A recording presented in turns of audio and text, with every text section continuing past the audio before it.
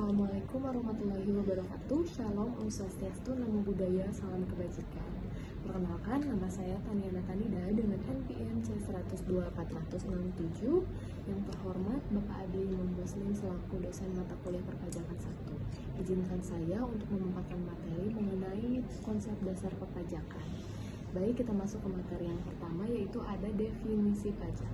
Menurut Undang-Undang Nomor 16 Tahun 2009 tentang perubahan keempat atas Undang-Undang Nomor 6 Tahun 1983 tentang ketentuan umum dan tata cara perpajakan, pada pasal 1 ayat 1 berbunyi, pajak adalah kontribusi wajib kepada negara yang terutang oleh orang pribadi atau badan yang bersifat memaksa berdasarkan undang-undang dengan tidak mendapatkan imbalan secara langsung dan digunakan untuk keperluan negara bagi sebesar-besarnya kemakmuran rakyat. Kemudian sementara itu ada definisi pajak juga menurut Profesor Dr. Rohmat Sumitro. Pajak adalah iuran kepada kas negara berdasarkan undang-undang atau yang dapat dipaksakan dengan tiada mendapat jasa tunggal atau kontraversi prestasi yang langsung dapat ditunjukkan dan yang digunakan untuk membayar pengelolaan umum. Sumber ini berasal dari buku Profesor Dr. Madiasmo, MBA, AKT, KIA, CFRA, dan CH. Kemudian kita masuk ke materi selanjutnya, yaitu ada ciri khas pajak. Yang pertama, pajak dipungut berdasarkan undang-undang serta aturan pelaksanaannya yang sifatnya dapat dipaksakan. Dalam pembayaran pajak, tidak dapat ditunjukkan adanya kontrak prestasi individual oleh pemerintah. Kemudian, yang kedua, pajak dipungut oleh negara, baik pemerintah pusat maupun pemerintah daerah. Pajak diperuntukkan bagi pengeluaran pemerintah yang bila dari pemasukannya masih terdapat surplus dipergunakan untuk membiayai public investment. Yang ketiga, ada pajak dapat pula mempunyai tujuan selain budgeter, yaitu mengatur. Sumber materi ini berasal dari buku Waluyo. Kemudian materi selanjutnya ada fungsi pajak.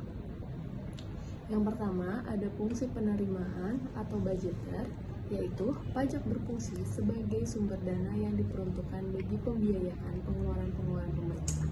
Contohnya, dimasukkannya pajak dalam APBN sebagai penerimaan dalam negeri. Yang kedua, fungsi mengatur atau reguler. Pajak berfungsi sebagai alat untuk mengatur atau melaksanakan kebijakan di bidang sosial dan ekonomi. Contohnya, dikenakannya pajak yang lebih tinggi terhadap minuman keras dan dapat juga ditekan. Demikian pula terhadap barang mewah. Yang ketiga itu ada fungsi stabilitas. Dengan adanya pajak, pemerintah memiliki dana untuk menjalankan kebijakan yang berhubungan dengan stabilitas harga sehingga inflasi dapat dikendalikan. Hal ini bisa dilakukan antara lain dengan jalan mengatur peredaran uang di masyarakat, pemungutan pajak, penggunaan pajak yang efektif dan juga efisien. Kemudian fungsi yang ketiga yaitu fungsi redistribusi pendapatan, yaitu pajak yang sudah dipungut oleh negara akan digunakan untuk membiayai semua kepentingan umum, termasuk juga untuk membiayai pembangunan sehingga dapat membuka kesempatan kerja yang pada akhirnya akan dapat meningkatkan pendapatan masyarakat.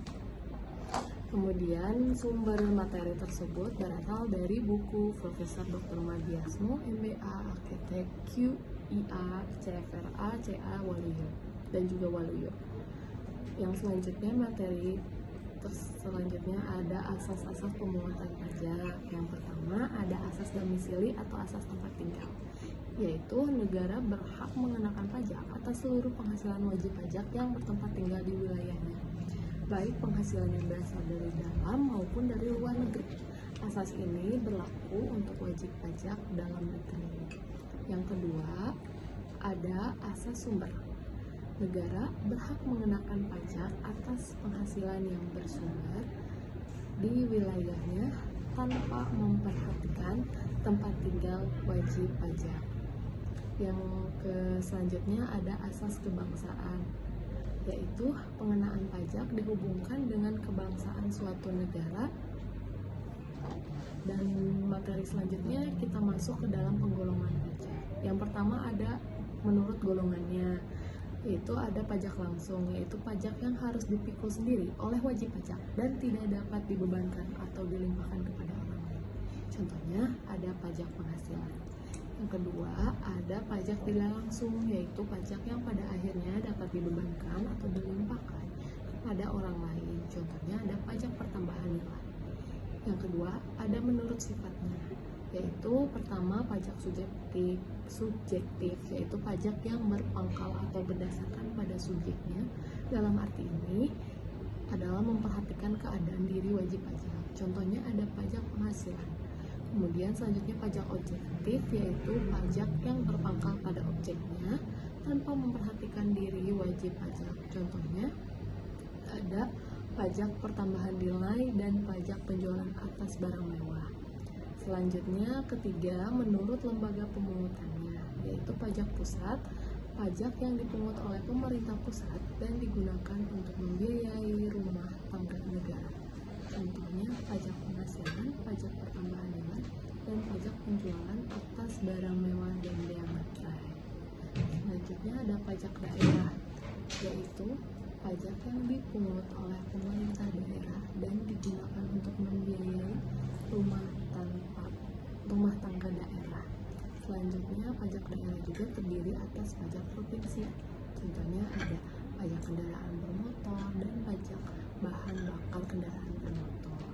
Selanjutnya pajak kabupaten atau kota. Contohnya ada pajak hotel, pajak restoran, dan pajak hiburan.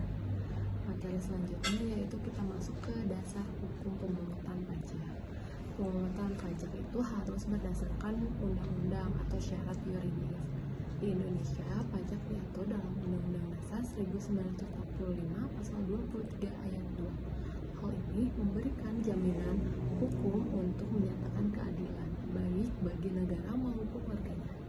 Kemudian ada dasar hukum warga juga yang saya cari dari web, yaitu pemungutan pajak Indonesia telah diatur dalam Undang-Undang Nomor 10 Tahun 1994 yang membahas dan mengatur segala sesuatu yang berkaitan dengan subjek dan objek pajak. Selanjutnya, materi yang selanjutnya itu ada sistem pemungutan pajak. Yang pertama ada Official Assessment System, yaitu suatu sistem pemungutan yang memberi wewenang kepada pemerintah atau fiskus untuk menentukan besarnya pajak yang terutang oleh wajib pajak. Selanjutnya ada ciri-cirinya. Yang pertama, wewenang untuk menentukan besarnya pajak terutang ada pada fiskus. Yang kedua, wajib pajak itu bersifat pasif. Yang ketiga, utang pajak itu timbul setelah dikeluarkan surat ketetapan pajak oleh fiskus. Selanjutnya, yang kedua ada self-assessment system, yaitu suatu sistem pemungutan pajak yang memberi wewenang kepada wajib pajak untuk menentukan sendiri besarnya pajak yang terhutang. Ciri-cirinya, yang pertama ada wewenang untuk menentukan besarnya pajak terutang ada pada wajib pajaknya itu sendiri. Kemudian yang kedua, wajib pajak aktif, mulai dari menghitung, menyetor, dan melaporkan sendiri pajak yang terutang. Selanjutnya yang ketiga ada fiskus tidak ikut campur dan hanya mengawasi. Selanjutnya ada withholding system, yaitu suatu sistem pemungutan pajak yang memberi wewenang kepada pihak ketiga atau bukan fiskus dan bukan wajib pajak yang bersangkutan untuk memotong atau memungut pajak yang terutang oleh wajib pajak. Selanjutnya yang terakhir materi ini ada interpersoalan pajak. Pajak merupakan kontribusi wajib dari masyarakat kepada negara yang bersifat memaksa berdasarkan undang-undang tanpa adanya imbalan langsung dan digunakan untuk kepentingan umum serta kemakmuran rakyat. Pajak memiliki ciri khas, fungsi, asas, dan penggolongan yang jelas untuk mendukung peranannya sebagai sumber penerimaan negara atau fungsi budgeter, alat pengaturan ekonomi dan sosial atau fungsi reguler, kemudian penjaga stabilitas, kemudian serta sarana pemerataan pendapatan. Pemungutan pajak harus berdasarkan dasar hukum yang sah atau Undang-Undang Dasar 1945 dan Undang-Undang Perpajakan dengan sistem tertentu seperti official assessment, self-assessment, dan withholding system. Persoalan utama pajak terletak pada bagaimana negara memastikan keadilan, kepastian hukum, serta kepatuhan wajib pajak dalam pelaksanaan pemungutan sehingga tujuan pajak untuk pembiayaan negara dan kesejahteraan masyarakat dapat tercapai. Sekian presentasi dari saya dan sekian juga materi yang bisa saya sampaikan. Terima kasih atas perhatiannya. Mohon maaf bila ada salah-salah kata. Assalamualaikum warahmatullahi wabarakatuh.